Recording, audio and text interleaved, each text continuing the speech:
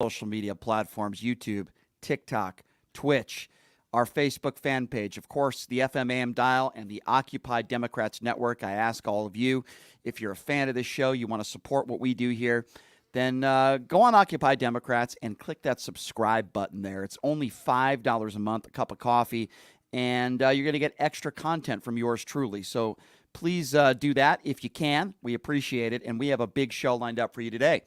A man who was the press secretary for Donald Trump.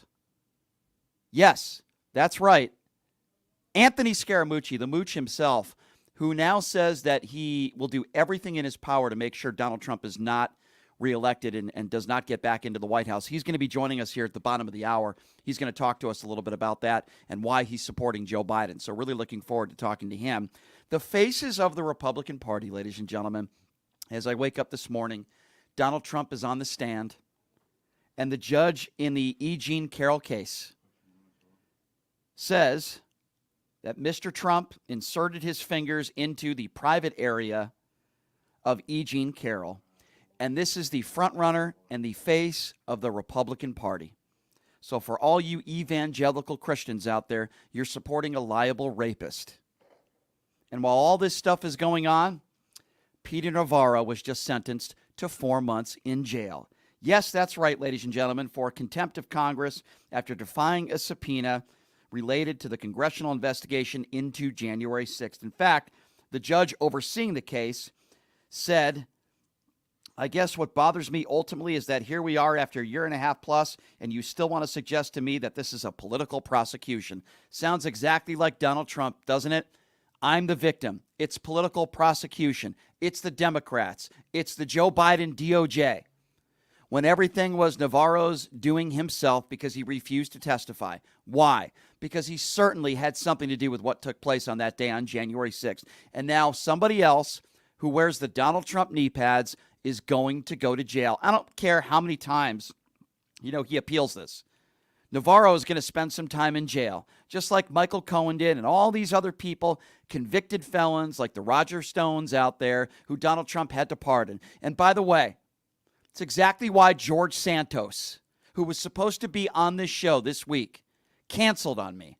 Because George Santos wasn't allowed to leave D.C., but he was spotted in New Hampshire the other day.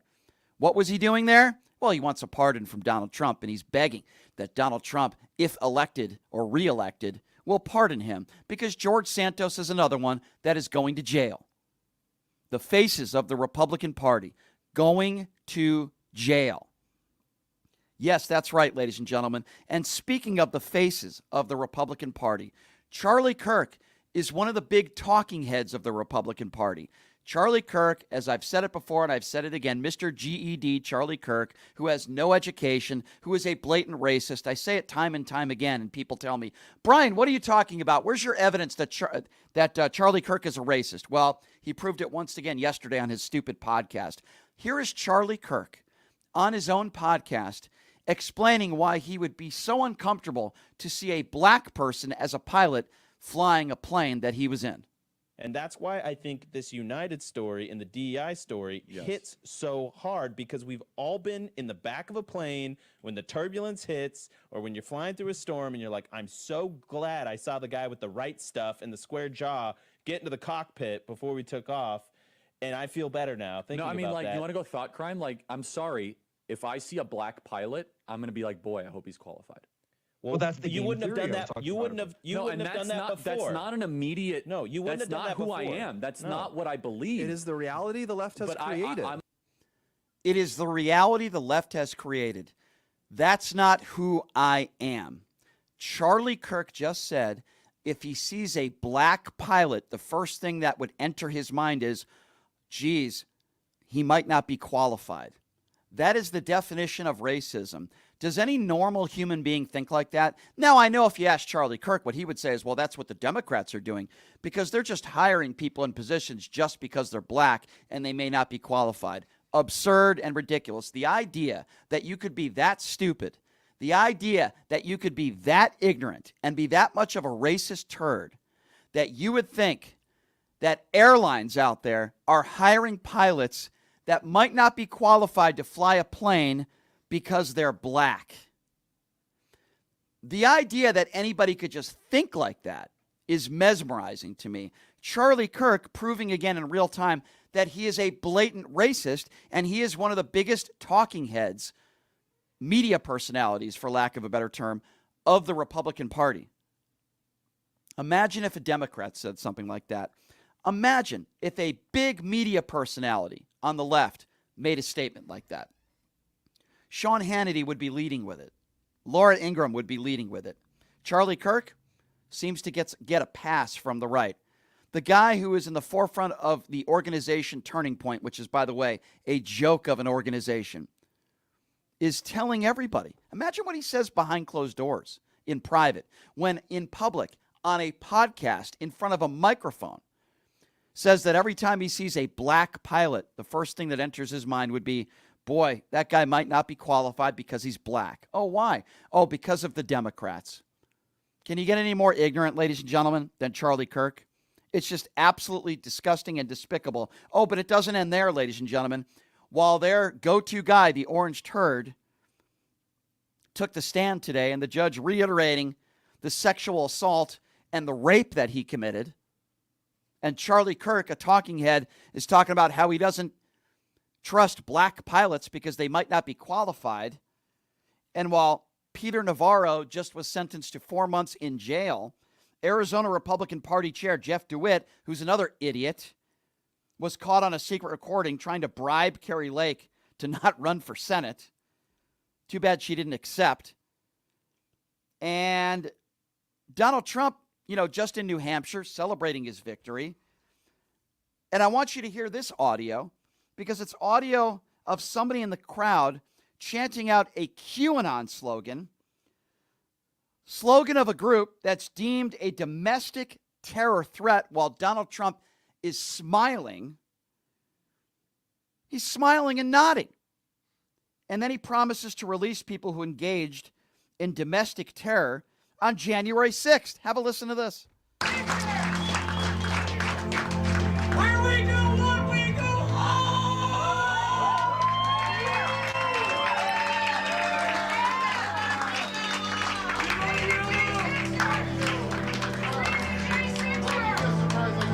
Free the J6ers! We will.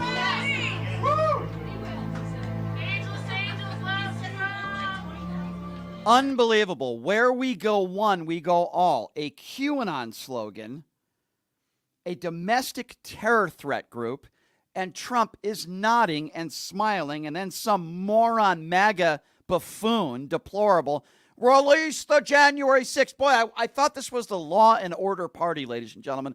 But apparently, if you're a domestic terrorist, just free them all, as long as they're a MAGA supporter. And Donald Trump says, oh, we will. It still doesn't end there, because now Matt Gaetz is under investigation again. Yes, Mr. DUI Venmo, Matt Gaetz is under investigation, and the news broke yesterday about Matt Gaetz, and Jake Tapper and CNN share it with all of you. Sources say that the House Ethics Committee investigating Republican Congressman Matt Gaetz of Florida has now reached out to the U.S. Justice Department and to a woman with whom the congressman allegedly had sexual relations when she was 17 years old. Elections that Congressman Gaetz denies. We should note Congressman Gaetz has never been charged with any wrongdoing here. CNN's Paula Reed has this exclusive reporting. Paula, what have we learned? So, Jake, we've learned that the House Ethics Committee investigating Congressman Gaetz has done a new round of outreach to potential witnesses, including a woman who was still 17 years old when she allegedly had sexual contact with Congressman Gaetz. We learned they have also reached out to the Justice Department, asking for materials from its years-long investigation into the congressman, where they examined these allegations of possible sexual contact with a minor, along with other crimes. But as you noted, they did not ultimately opt to charge the congressman. So let's review, ladies and gentlemen. The face of the Republican Party, the leader of what I call now the MAGA Klan Party, took the stand today. And a jury already found that he committed sexual abuse. The judge characterized it as rape, as I would as well. We have Peter Navarro, who was just sentenced to 4 months in prison. Rudy Giuliani, who's probably going to go to jail, who's broke. The MyPillow idiot has no money. Everybody that has surrounded themselves around Donald Trump, it seems, is now flipping on him and testifying against him, Meadows and others. You have Charlie Kirk, a talking head for the right, saying he doesn't trust black pilots because he thinks they were hired because they were black and they might not be qualified to fly the airplane. You have a guy trying to pay off Carrie Lake in hopes that she doesn't run for senator. You have Donald Trump nodding and smiling to QAnon slogans, saying he will release all those that were already convicted in a court of law on January 6th. You have Matt Gaetz that is now under investigation again, Mr. DUI Venmo, Matt Gaetz, who allegedly likes them very, very young, under the age of 18, allegedly. And for once in her life, Kayleigh McEnany is actually telling this truth. It's just a moment or two before Donald Trump calls her milquetoast again. But Kayleigh McEnany is actually said on Fox News that New Hampshire was actually a good night for Joe Biden, and she's actually making some sense and telling the truth. This was actually a fairly good night for Joe Biden. When you look at our voter analysis, only 10% said, I would not vote for Joe Biden if he's the nominee. He won a plurality of voters who said he was too old. He won a majority of voters who are upset about the Gaza war. So the divides in the Democrat Party, and this is a small sample size, but perhaps aren't as stark as one would think. But when you look at the Republican Party, 7 in 10 Nikki Haley voters said, I would not vote for Trump. There was the Des Moines Register poll, 43% said, no, I wouldn't vote for Trump. If I'm Trump, I sit back and I exclusively focus on the general election. I take the posture of a presumptive nominee. I focus on number one, uniting the party, and number two, winning the independents, which Nikki Haley won 55 to 39%. That's what I would do. Nikki Haley, I mean, the closest margin is 30% in the states ahead. For all intents and purposes, he's the presumptive nominee. I mean, it pains me to say this because Kayleigh McEnany has literally zero credibility. She lied up there in press conferences for Donald Trump on a daily basis. But Kayleigh is 100% correct. It was a good night for Joe Biden, and we're going to talk to Anthony Scaramucci about this coming up here at the bottom of the hour.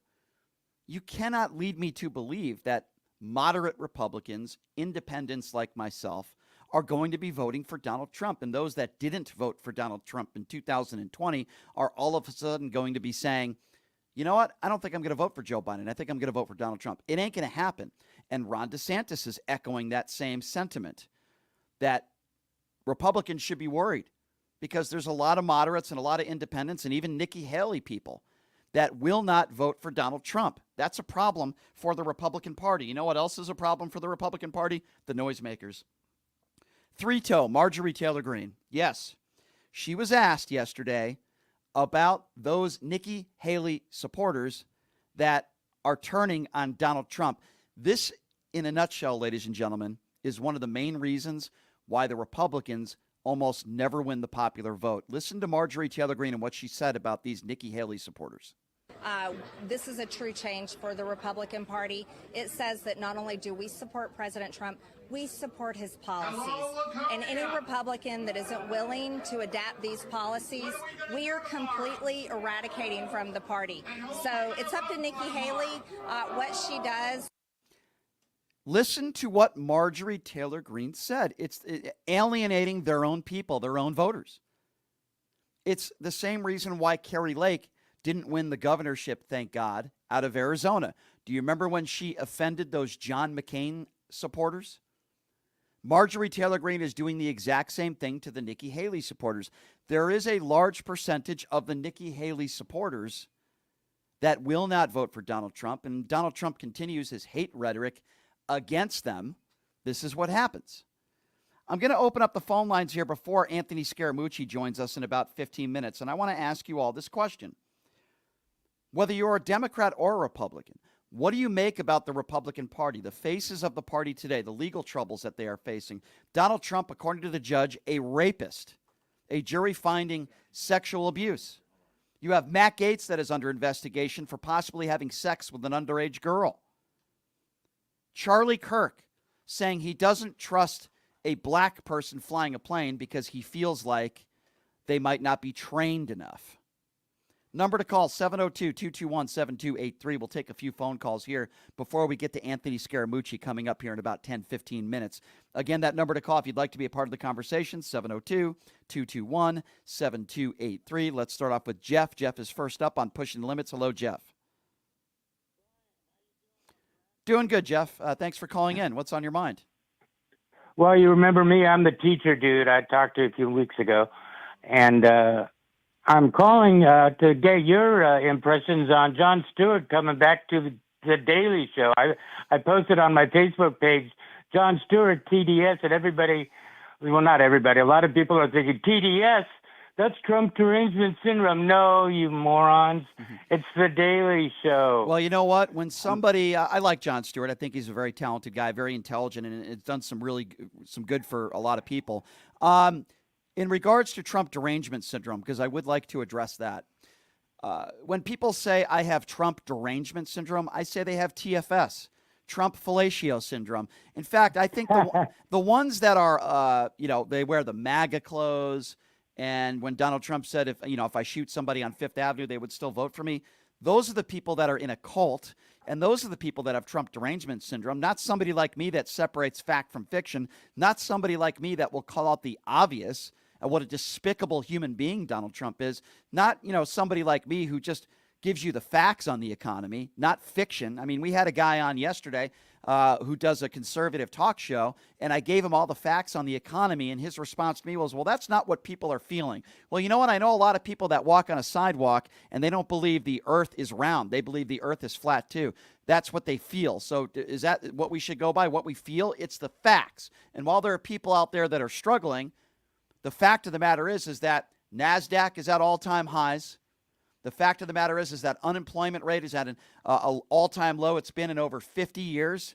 Money, jobs, the economy, inflation has been on its way down. Gas prices have been on their way down for the last 18 months. But if you tell that to a Republican who supports Trump, they'll say, well, that's not really what people are feeling. That's their response. And, Joe Biden needs to echo that. Joe Biden needs to be aggressive with his record because he can certainly run on his record. And the Republicans... Go ahead. Yeah, I got that. And, frankly, I'm thinking, Biden gets reelected and he should step down in a year or two, hand it over to Kamala, but that's another story. My big thing today is, getting Trump-Finskin roasted over a TDS fire on Mondays.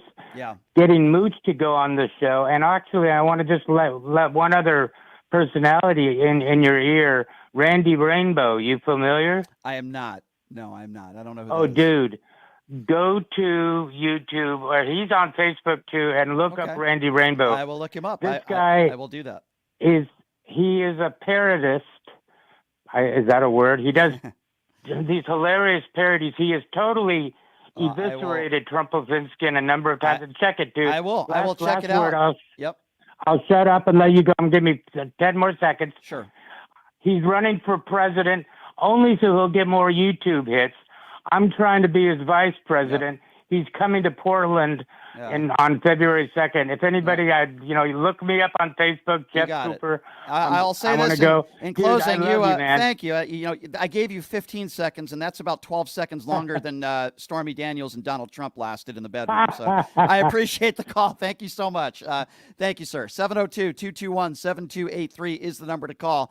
The MAGA resident is up next. Let's go to Julie, who's next up on Pushing Limits. Hello, Julie. How are you doing today? I'm doing okay, Julie. What's on your mind today? Okay. Do you really think that we have to party D.C.? Do you think it really exists a Republican Party and a Democratic Party?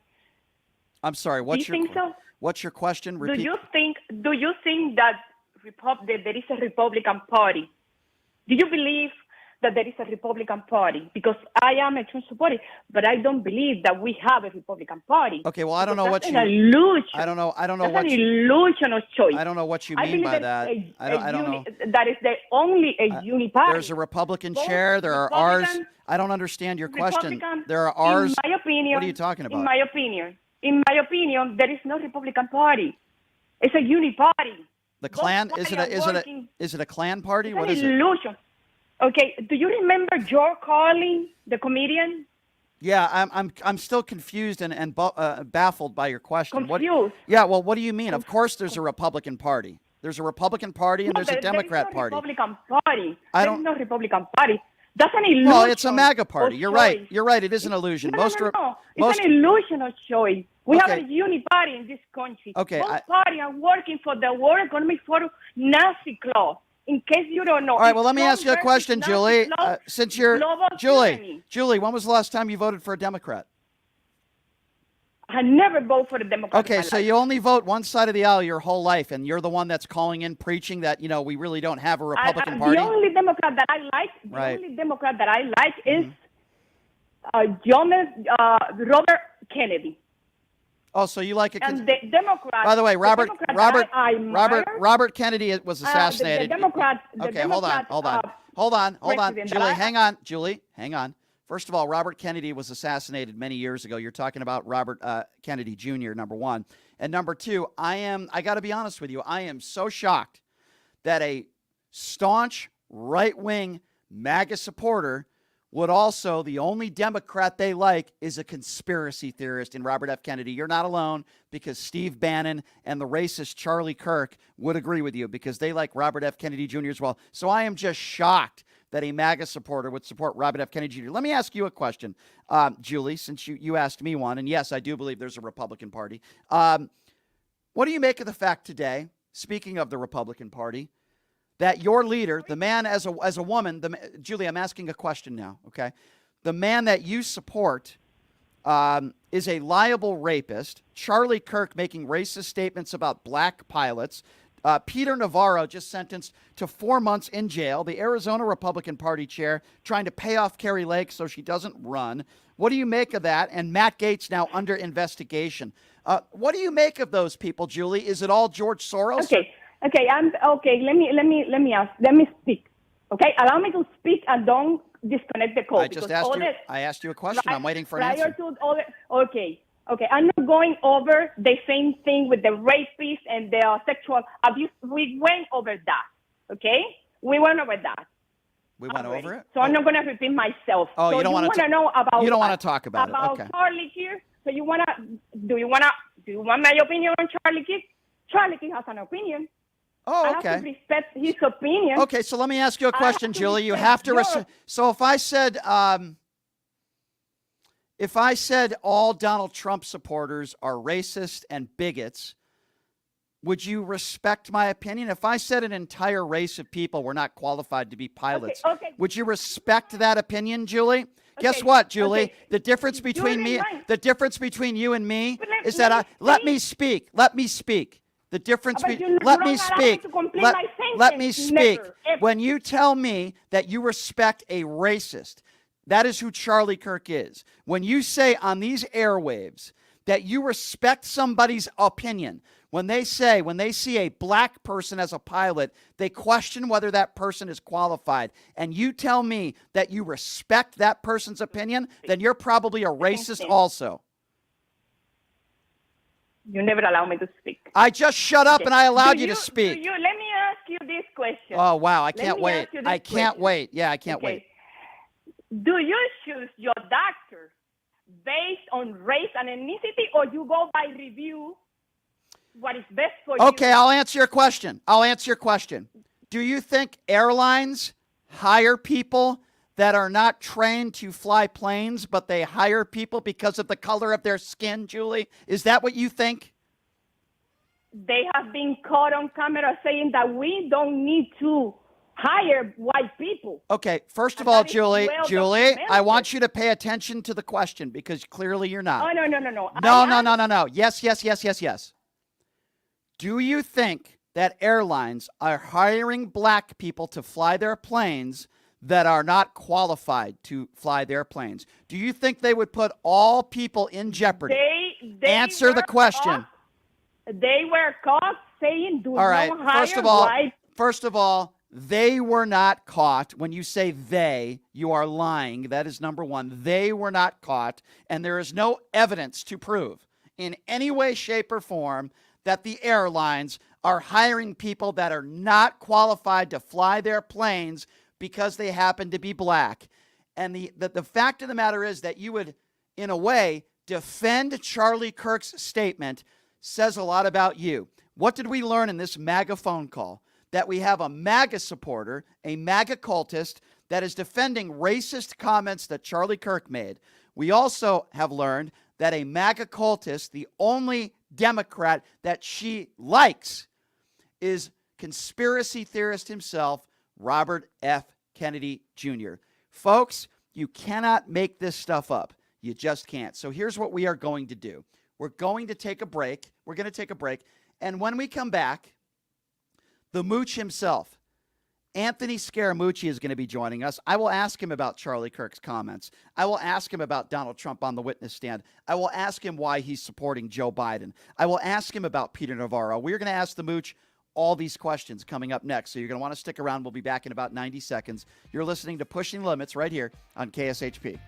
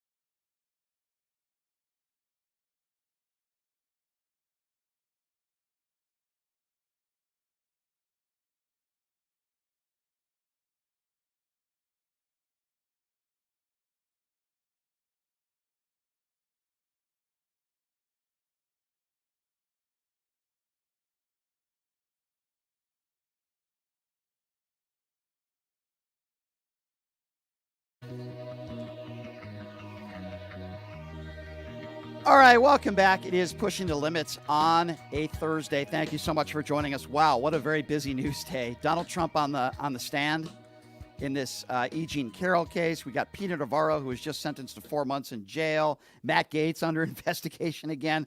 Man, there's a lot of stuff. Kirk's ridiculously racist comments about pilots. What better person to talk about all these issues? Somebody in Donald Trump's administration. Not very long. He got out of there when he could, and he was smart about it.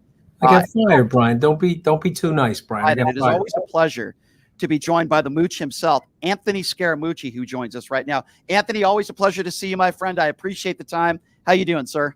Great to be on with you as always. What the chickens are coming home to roost for all of these Trump acolytes. So Peter Navarro goes away. Look for these other guys, though. Poor Rudy Giuliani, God only knows what will happen to him between the libel cases and the Georgia insurrection case. And then, of course, Mr. Trump himself thinks he's going to escape justice because his voters are still voting for him. But, you know, he's not going to escape justice. Nobody escapes justice. Al Capone didn't. John Gotti Jr., the original Teflon Don, didn't. And so Mr. Trump is up against it, and he knows it, and we know it. And by the way, his performance in New Hampshire was terrible. I mean, you know, he only got about 50% of the vote. That's of the Republicans. But the more telling thing, Brian, was 70% of the Haley voters said under no circumstances would they vote for Donald Trump. 43% of the Iowans, no circumstances.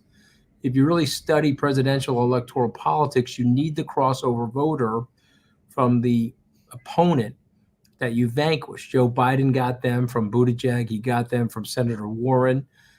Hillary Clinton did not get them from Bernie Sanders. She lost. Barack Obama got them from Hillary Clinton. He won.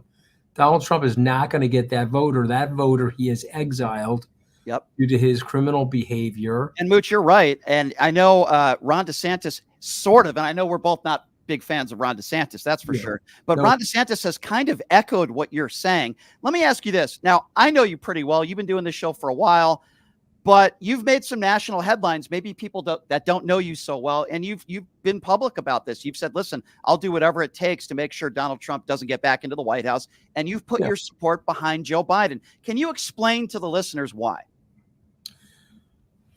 Well, first of all, you know, Joe Biden has not really done much to hurt the country. He has fortified the alliance. The stock market is doing well. Joe Biden's two weaknesses, in my opinion, are the border He's got to get his arms around that because the people are frustrated, Republicans and Democrats. And I think the second weakness is a more minor one, is that he's got a regulatory jihad going on as it relates to the fintech space, the blockchain and cryptocurrency. And I think they're underlooking the fact that there's over 50 million Americans that own crypto. And if they're this nasty towards crypto, people do vote with their wallets. Trump is no dummy. He's already talking about the CBD, no central bank currencies and this sort of thing. But the real reason, above all of that semantical reason, is that I'm a patriot. I love my country. And Donald Trump represents a wreckage of the democratic institutions of the United States. Take him at his word. He wants to be a dictator. He has said that. He's pointed to these think tanks that are working on ideas to expand executive power. He has said that.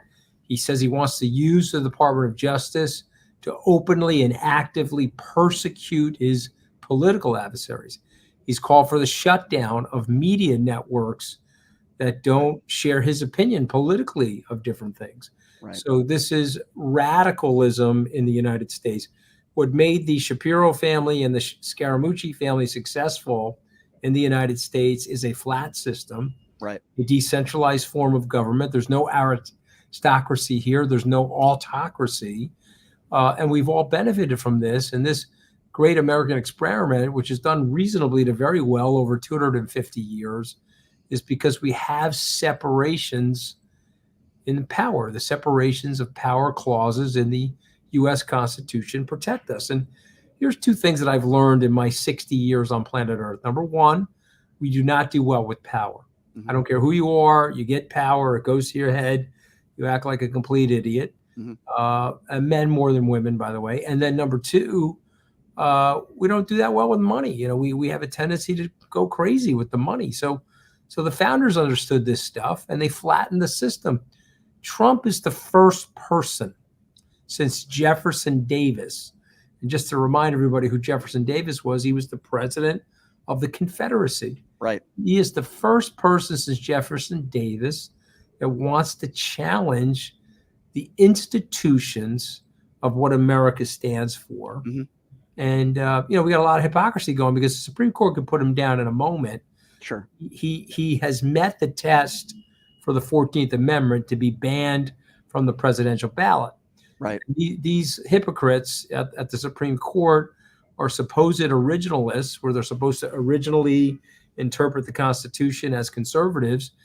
This is going to be like a Olympic gymnastics session, verbal gymnastics from these people to keep Trump on the ballot. And I want to ask you this, Anthony, because the other day, criminal, Brian. No question. I absolutely. He's facing 91 felony counts. We know that he's a criminal, and he's going to be a convicted felon. What did you make of the other day? You got Tim Scott standing behind him with that smirk on his face, and Vivek Ramaswamy, and it was the reason why Tim Scott became a senator, because of Nikki Haley. And then you have Tim Scott out there when Trump is basically saying, again, he won the 2020 election. And these guys, they stand behind them and they smile. They think it's funny. What do you make of that? Well, listen, I have to say this. It doesn't reflect well on me. I held my nose at a lot of things that Trump was saying in 2016. And I made that decision because I thought there were two choices, a Republican and a Democrat. And so I held my nose. And it was my ego also talking. I wanted to help him. I wanted to work for the American president. I grew up in a blue-collar family. I built some successful businesses. And it was my pride and my ego talking that caused me to lend my support to him and eventually go work for him. And so I see that in these people. Now, I was run over by a bus. Mark Esper, the Secretary of Defense, run over by a bus. General Milley, the Joint Chiefs of Staff, run over. I can give you 19 or 20 other cabinet members that were run over by Donald Trump, who just doesn't have any executive management skills and has no concept of loyalty. So I look at Tim Scott and I see somebody that's about to get run over. I can explain why he's standing there because unfortunately, and again, it doesn't reflect well on me, I once stood in that position. Chris Christie once stood in that position. Right. And what you'll find about power And what you'll find about these things is that these people, despite the track record of running over everybody, they'll always find somebody to stand next to them, you know. And you have to remember something, okay? Haley is not polling in South Carolina, and Scott is a senator from South Carolina. Yes, he was appointed by Nikki Haley, but he's a politician. And so he's not going to go against the guy that's leading. Moreover, the governor of South Carolina endorsed Donald Trump. And South Carolina is a wood chipper for conservative orthodoxy. If you're not meeting the purity test of what they perceive, they put you in the wood chipper down there. And so Tim Scott doesn't want to go into the wood chipper. Lindsey Graham doesn't want to go into the wood chipper.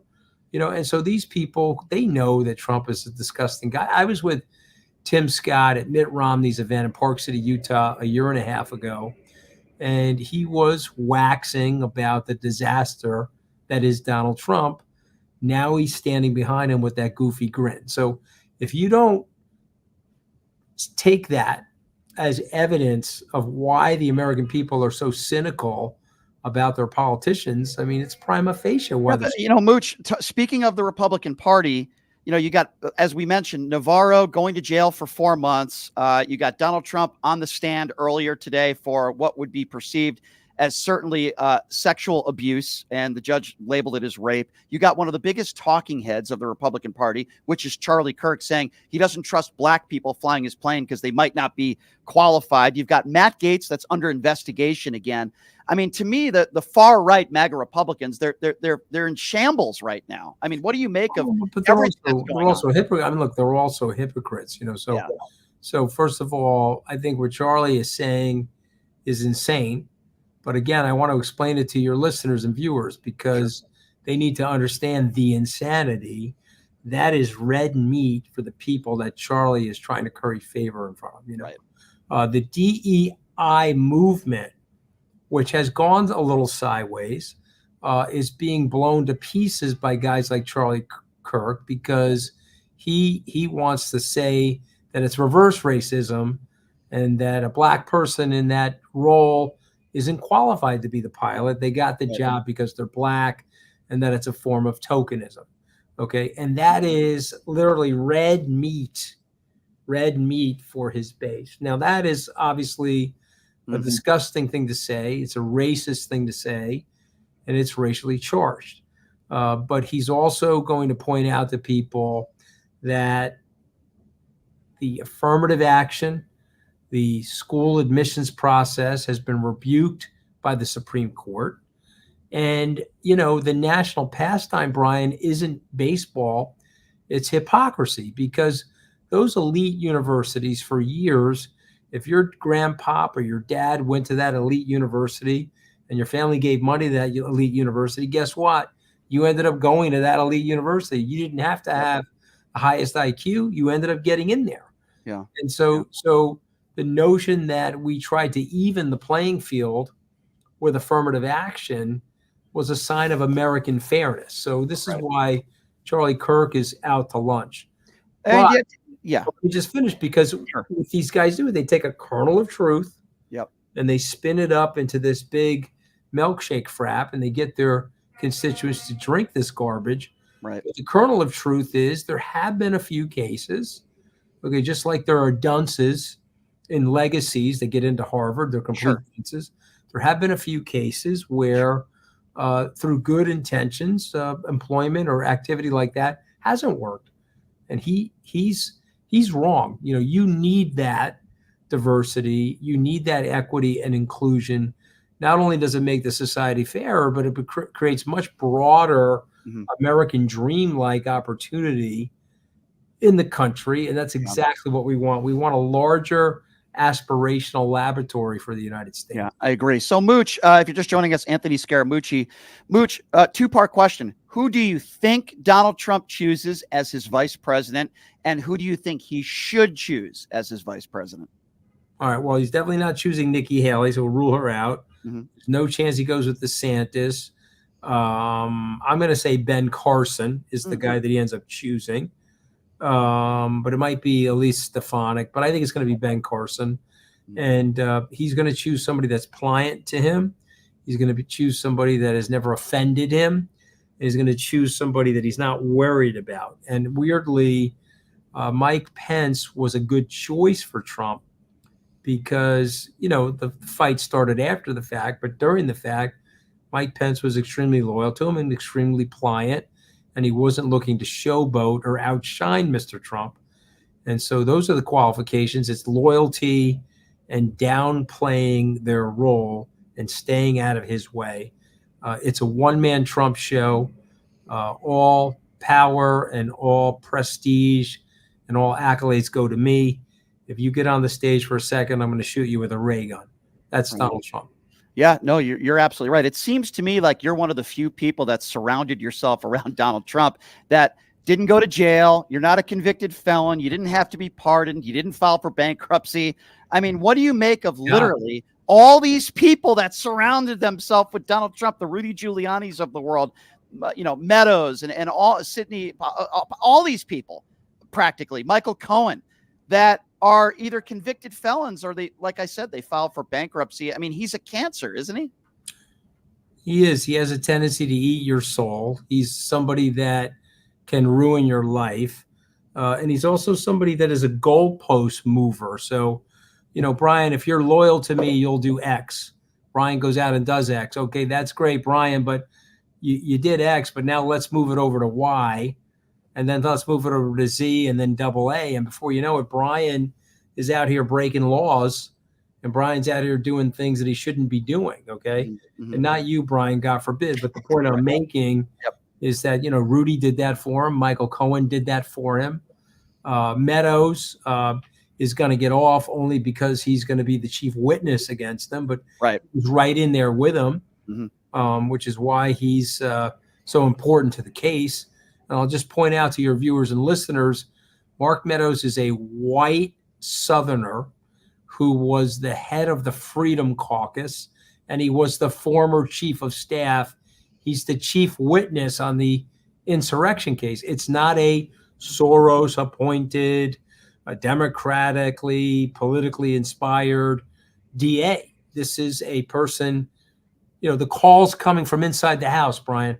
Mr. Trump, the call's coming from your chief of staff. He feels that you're an insurrectionist and you're a felon. And he's going to let the world know about that as soon as the case starts. Mooch, if Joe Biden picked up the phone today and asked you, number one, Mooch, will you campaign with me? And or if he's reelected, which we both believe he probably will be, he wanted you in his administration. Would you do both of those things? Would you consider that? Well, I would definitely campaign for him. And whether he asked me to do that or not, I will do that. I will provide media surrogacy for him, and I will do a fundraiser for them. I'm already talking to some of the members of his team to do that. This is a call to patriotism over partisanship. This is a call to the institutions of America over policy. I may disagree with the president and his staff on a few things, big deal. They stand for the America that we grew up in. They stand for the democracy and the institutions of the government. And I think this is a big message. Viewers and listeners of Brian's show, you may not like me or you may like me, but you know what? We got to get together.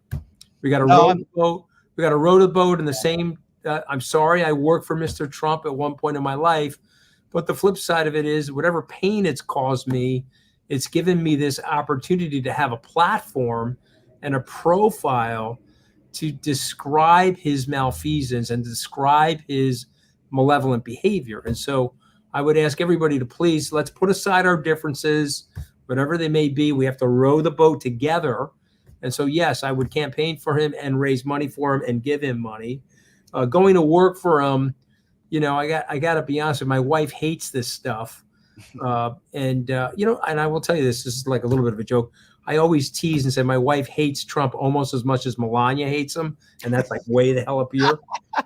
But I finally found somebody that hates Trump as much as Melania. Okay. That's General Milley. I mean, Mark Milley hates Trump as much as Melania. I was blown away. When I met with him in Davos, I was like, wow, I mean, you're right up there with Melania. I mean, my wife is like below that, What do you make of that video? I wouldn't go work for him, but he would never ask me to go work for him. Yeah. Well, because, I'm not experienced. but I would say this: if the president offered me one more day in the White House, which would give me an even dozen days, I am down for that. Okay. I'll change the toner on the copy machines. I'll, if I have to clean the latrine, I'm okay with that as well. I just sort of feel like 11 is a little bit of an odd number. Go for 12. Yeah, I like that. Go for a dozen. It's a great number, but I would like to round it out to a dozen if that's okay. Less serious question, Mooch, but I want to get your thoughts on this. You mentioned Melania Trump. Obviously sad the passing of her mother. We all agree on that. Melania's a nice person. Sure, but what do you make of the video of, I'm sure you saw this, Melania going into the limo, her mother's funeral, and Melania brushing off her husband, I put that in quotation marks, and he goes into another car. I mean, what do you make of that alone? Well, first of all, it's prima facie. She can't stand him. She does have a financial relationship with him. She's abided to that financial relationship. She didn't go to Washington because they were still negotiating that intramarital agreement as to what was going to be her role. And so she can't stand the guy, and she has a right not to be able to stand the guy. He's been disgusting to her. He's been disrespectful and disgraceful. But, she's Eastern European and she's committed to the marriage, and he needs her for political purposes. And so they'll live separate lives. The Roosevelts lived separate lives, Eleanor and Franklin, and it's workable, but let's not pretend it's not happening, But of course. Yeah, of course. He's a very sordid and very sad, twisted individual. And let me tell you something, Brian, this has been a bad week for him. Oh, what do you mean? He won Iowa and New Hampshire. No, go look at the polling data. He's about to get destroyed in a general election, and he's likely to go to jail in the next 24 months. So he knows this. We know this.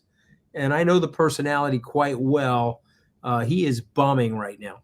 Mooch, I need to ask you about the economy because you're such a great numbers guy. And when Trumpers always say to me, Joe Biden's ruined the country, I give them the actual facts. And I want to get your thoughts on this. Unemployment as low as it's been in over 50 years. MAGA supporters want to say, well, those are COVID jobs. NASDAQ way up. A thing or two about the stock market. But the wages are up too.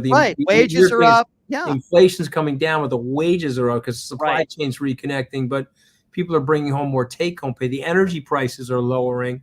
They're normalizing again. We're getting into a post-COVID normalization. He's done a good job. He's passed a lot of legislation that's been good. He has tightened the NATO alliance, which is so necessary for peace and prosperity globally. I think the problem, though, and again, I always like to be honest on your show, is he's got 2 or 3 hot buttons that the MAGA crowd will press. Hot button number 1 is the border. Hot button number 2 is they really don't understand the Ukrainian conflict or even the Israeli conflict.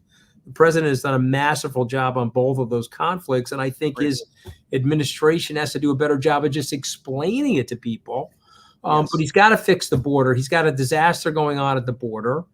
He'll complain that he doesn't have enough judges and doesn't have enough agents. That's probably true. Right. The Republicans know they've got him now on the border, which is why they won't negotiate with him. They won't fund it. Right. They won't fund it. And this is why McConnell is talking to Trump, and Trump's telling him, don't cut a deal because the border is going to be a big sore point in the election. And so I would just recommend to the Biden people to lay out for the American people what's happening. Agree. And to let them know that, hey, I'm trying to fix it, but the Republicans are playing politics and they're not allowing me to do what I need to do to fix it. If I can make one last point, study American history. When America is giving USAID money to places like Honduras and Guatemala and those places, we get less people at the border. We cut that aid. That's like an ounce of prevention is worth a pound of cure. Yeah. We cut the aid. Okay. And so instead of spending $1 billion in those countries on schools and helping people get educated and get jobs, we have a $15 billion problem at the border. Yeah. But you got guys like Rand Paul saying, oh, we can't give that money away. What about the poor people in the U.S.? Hey, you got a problem. You got a cost benefit analysis. Spend $2 billion in their countries they'll stay in their countries. They won't come for the border. Yeah, and Rand Paul, what a despicable human being he is. He's the same guy who voted against Weird helping guy. our brave men and women 9/11. You being a New Yorker, you know, It's you remember weird. that, Bill. I mean, he's the absolute worst. Let me ask you about the communications team around Joe Biden. You being the former communications director, I don't think the messaging is aggressive enough. I don't think it's as good enough as it needs to be. What do you make of the current a communications secretary? What do you think she needs to do better, if anything? And do you agree with me that the messaging isn't as strong as it should be? Because I believe Joe Biden should be running on his record. Oh, look, she would never listen to me for all the obvious reasons, but I would tell her to close the briefing book. You know, I mean, I think what happens is she gets to the podium and she's got the briefing book open and she's trying to look for the soundbite that fits the question. It's too transparent. It's too obvious. You know, You're a smart woman, Corinne. Close the book, leave it in the office, address the people to the best of your capability from the podium. Right. And I think there's too much anxiety going back to the briefing book. So that's number one. I think Kirby does a good job when he comes in there and when he's speaking on behalf of the Pentagon. Mm-hmm. But they need a political person to get in there and to reinstate and reinforce the narrative. I'm a 50-plus year veteran of Washington. I'm an institutionalist. I've passed high-quality legislation that's helping our infrastructure. I've helped to get the deficit tamed and under control. I'm working with you and your families to bring down healthcare costs, including the insulin prices. Right. I've got a commitment to capitalism. Ergo, look at what's going on in the stock market and economic growth in the country. And I've also got a commitment to the institutions of the post-World War II order that have made the country safe and have made America very peaceful and very prosperous. And if he does that, he's going to destroy Trump. And remember, this country has changed demographically from 16 and 20. This beautiful, colorful mosaic of the country is once again morphed. By 2024 November, this is a different country than Trump got elected into. And Joe Biden's the incumbent, and he's got a good record to run on. And he'll beat the pants off of, or to quote Joe Biden, he'll beat Donald Trump like a drum. Is there any chance that I know you're a lifelong Republican, that you either switch to being a Democrat or an independent? Yeah. Well, I mean, I'm Brian, I'm also a Met fan. I mean, you can't be any more painful than being a Met fan. You know, what happens is you choose the team. You know, it's like a Catholic marriage. You know, what am I going to do?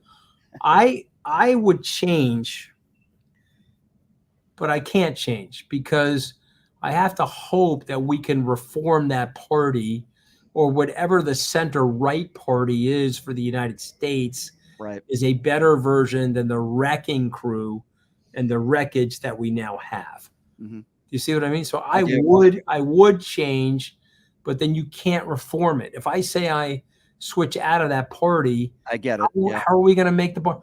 Look, you do need a two-party system.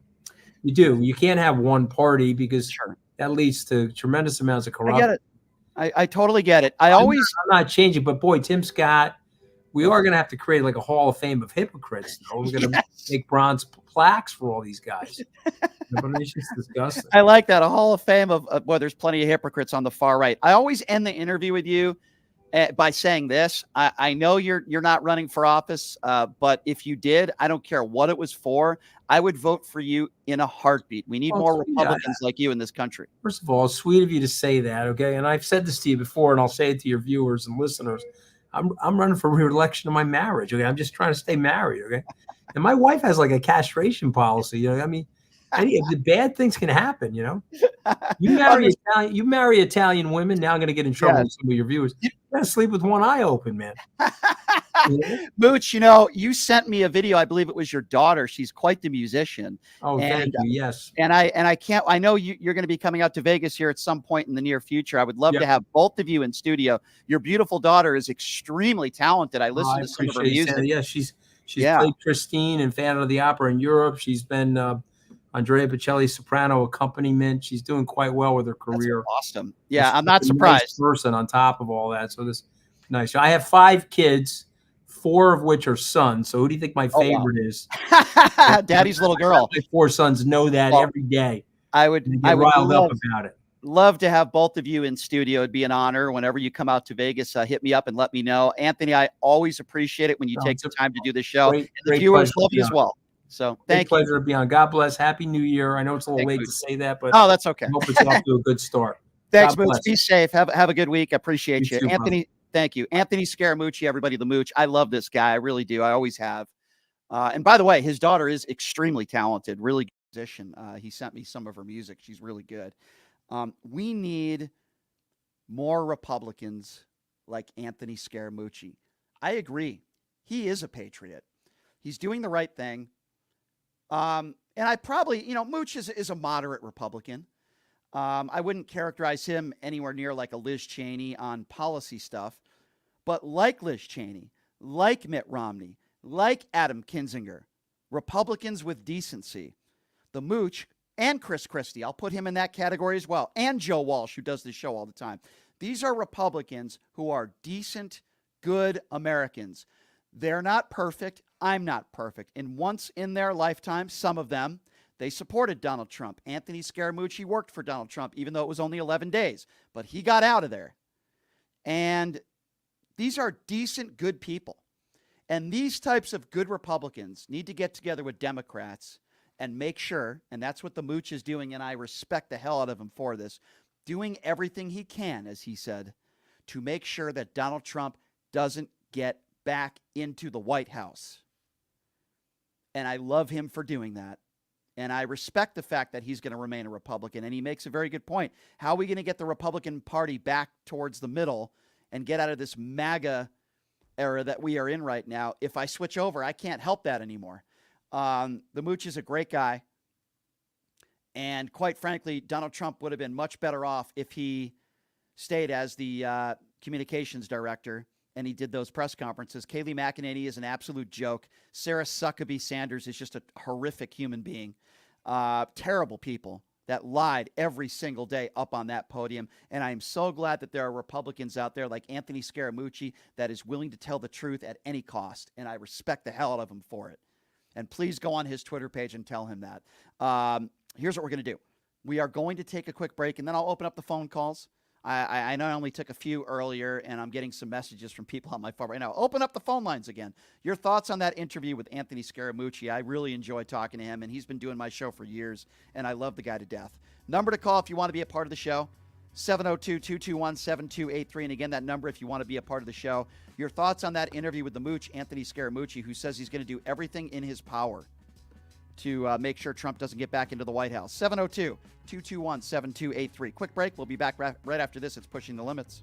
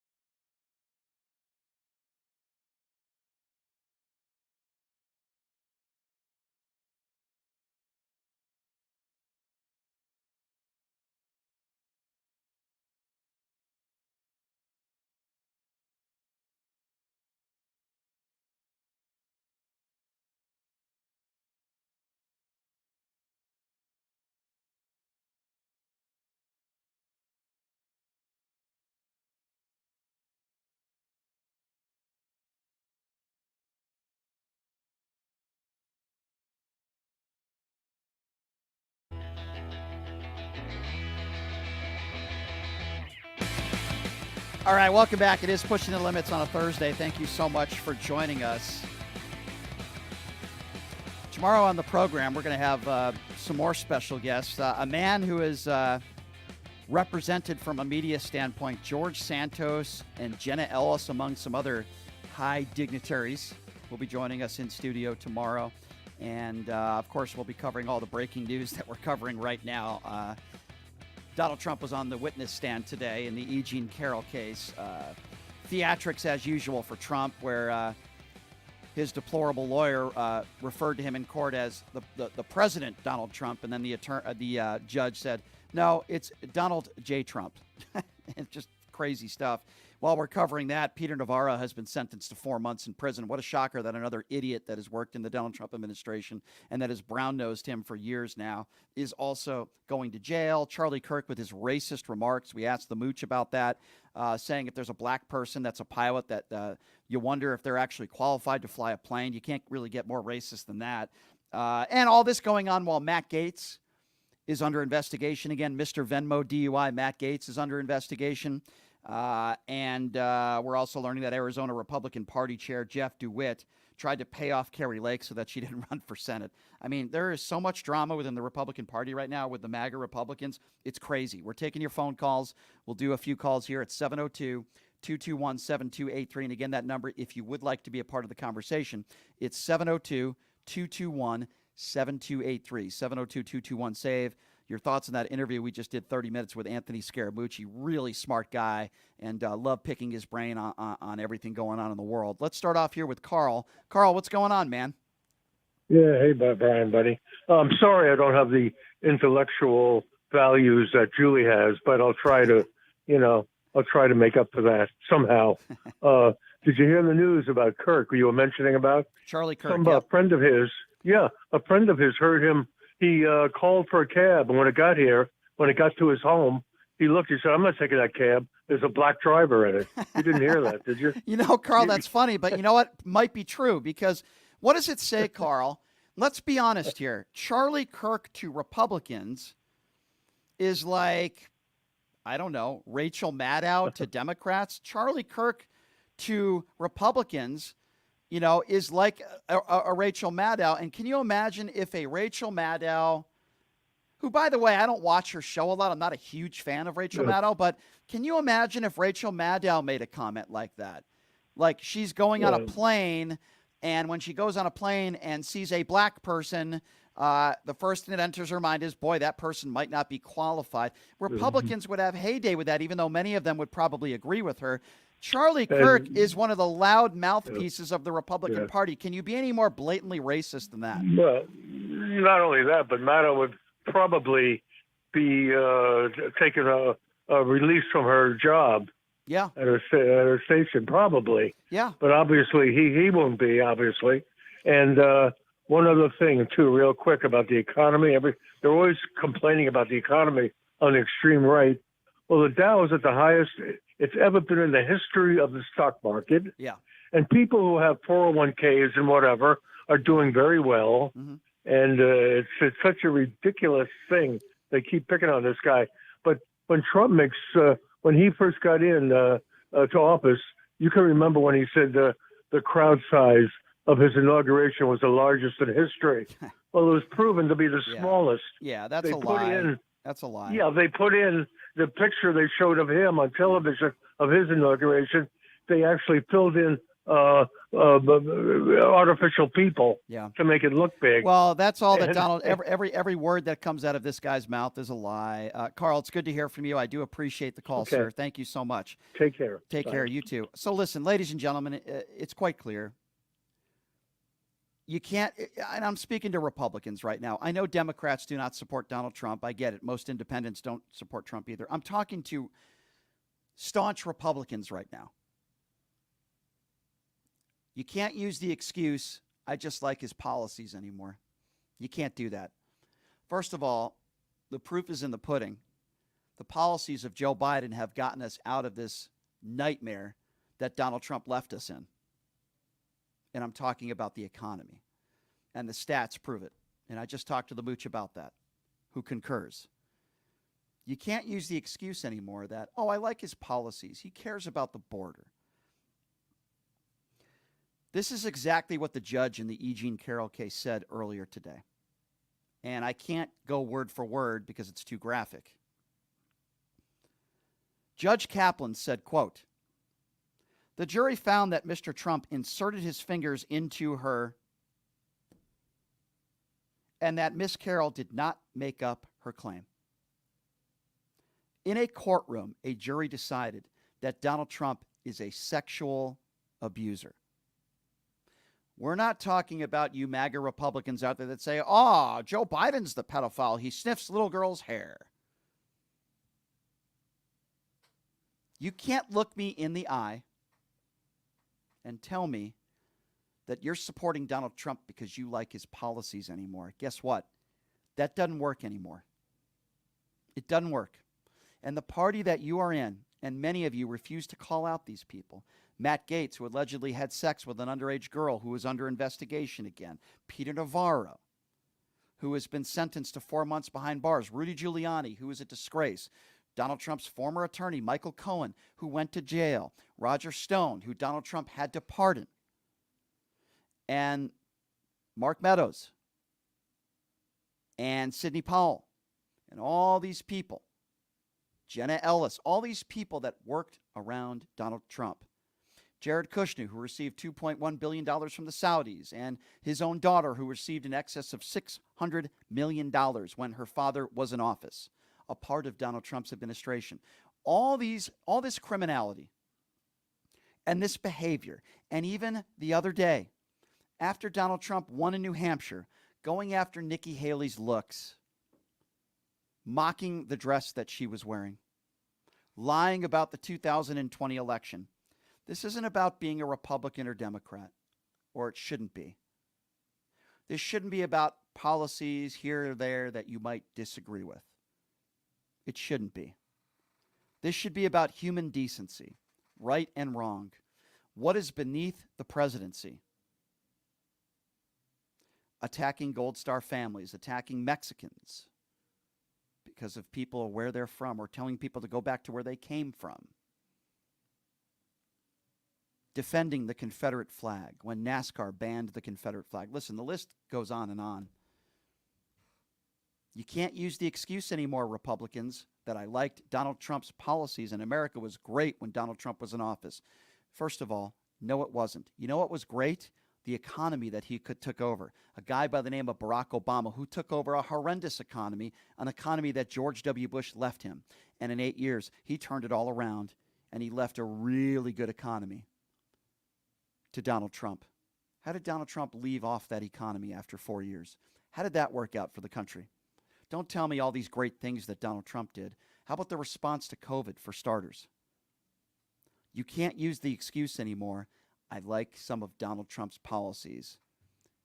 Doesn't work anymore, ladies and gentlemen. It doesn't work. I don't know what's going to happen here over the course of the next several months and heading into November, but I can give you my opinion, and I know Anthony Scaramucci agrees with me. Okay? Yes, I believe that Donald Trump's political career is over. I believe that Joe Biden will be reelected for another 4 years. Number to call, 702-221-7283. And again, that number, if you would like to be a part of the conversation, 702-221-SAVE is the number to call. Let's go to Patrick, who's next up on Pushing the Limits. Brian, how's it going? Hello, Patrick. What's on your mind? Yeah, hey, I'll just talk about Michelle Obama being a great candidate. You like the idea of a Michelle Obama presidency. And if and when Joe Biden steps down come April or May, as there is some talk that might happen, are y'all just going to throw her in office? I guess the super delegates are just going to nominate her, and there's not going to be a primary? I mean, don't we need to have a system in which the people have a choice in who their nominee is going to be? And I think that's what Julie was maybe a little concerned about or talking about. Well, I'll answer your question when it comes to Michelle Obama. I will gladly, and by the way, I don't like the idea. I love it. But it's interesting because you mentioned the idea of shouldn't everybody have a say in voting? Shouldn't everybody have a say and shouldn't it be fair?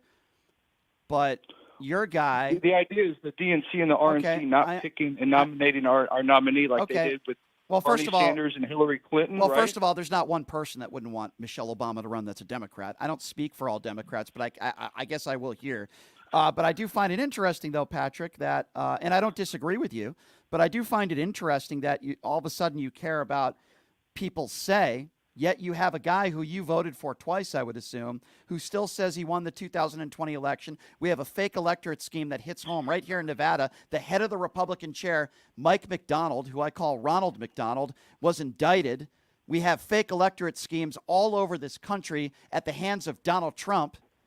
Where were you then when we were talking about all the people that should have a say in our democracy when Donald Trump wants to take our democracy and throw it down the garbage? Well, I'm talking about the DNC. What they I understand. Did to the I don't Bernie disagree portal. with you. I'm talking about what the RNC did to the. Let's talk about this. You don't let me go. I'm talking about Ron Paul. Remember Ron Paul, Mitt Romney. All the delegates were forced to sign a piece of paper that said when the national convention happened on the floor. Well, they Patrick, would vote for Mitt but Romney Patrick, hang on. I get it. I get what Patrick. I get what you're saying. There's a process here, and I understand. We don't have a process. I understand there. Well, I understand that there's, but you're making an assumption that somehow Joe Biden is going to bail out last second, or he's going to have a health issue. I personally believe that Michelle Obama doesn't want to be anywhere near the White House. I've actually heard that from people that are very close to her. We had Andrew Yang on the show. He's very close to the Obamas. They're friends, and he said on this show that she doesn't want to be anywhere near the White House, and I tend to agree with that. I am all in when it comes to Michelle Obama.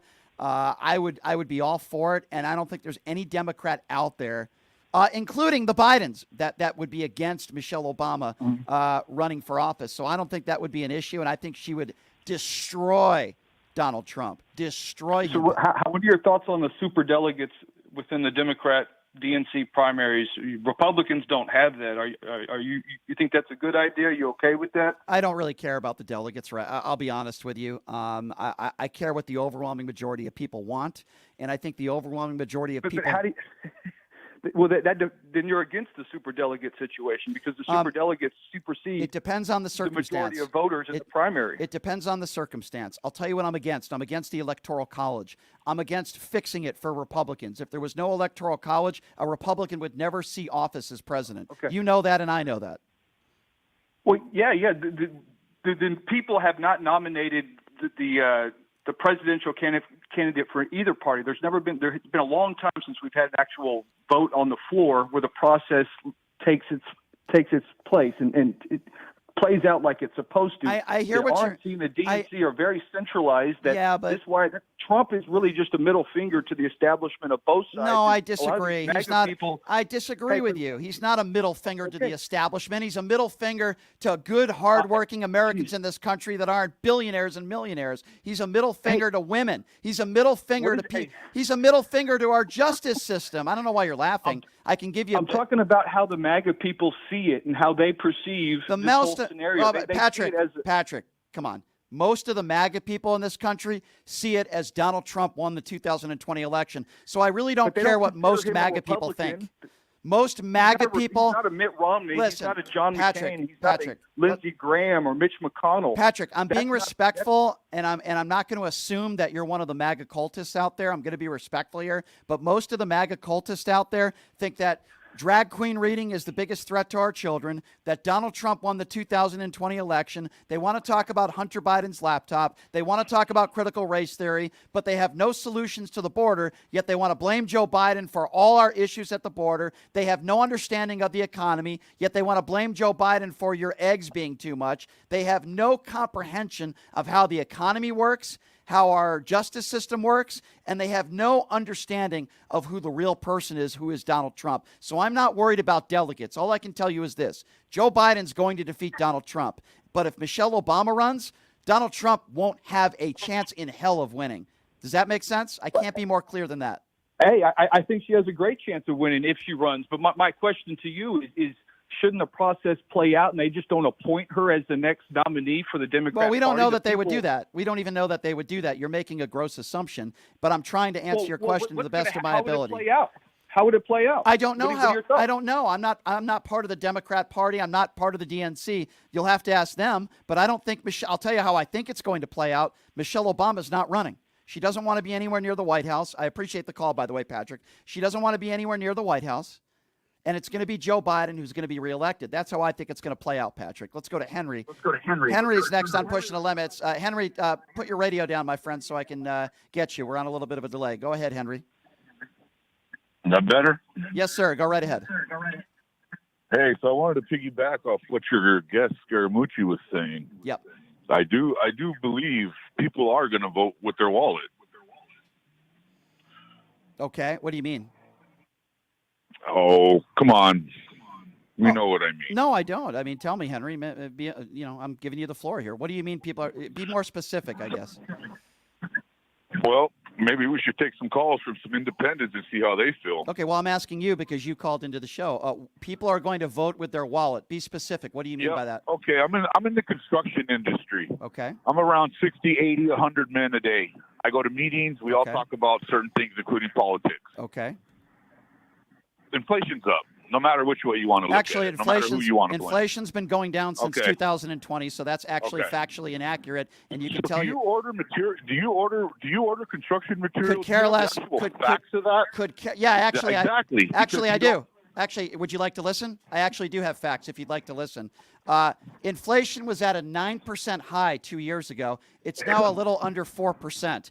So I don't need to hear about what construction materials you're buying and anecdotal evidence from a few MAGA friends of yours like yourself. The bottom line is inflation was at 9%. It's now down to 3.7%. And I'm sorry if you don't like facts, sir. I could care less what industry you work in. Those are actual facts, and they're not published by George Soros. So I'm sorry if you can't spell the word fact. The NASDAQ is up high. Okay, that's the bottom line. Unemployment rate is at an all-time low, over 50-year all-time low. Inflation is 9% to 3.7%. So what I think you should do, sir, is I think you should brush your tooth tonight, go to sleep, and then tomorrow morning learn how to spell the word fact. I could care less what industry you're in. Take one more call before we go to break. Let's go to Roy. Roy is next. What's up, Roy? How you doing, Brian? I'm doing okay. Go ahead. What a lot of people fail to realize is that tax cut caused a lot of the inflationary problem.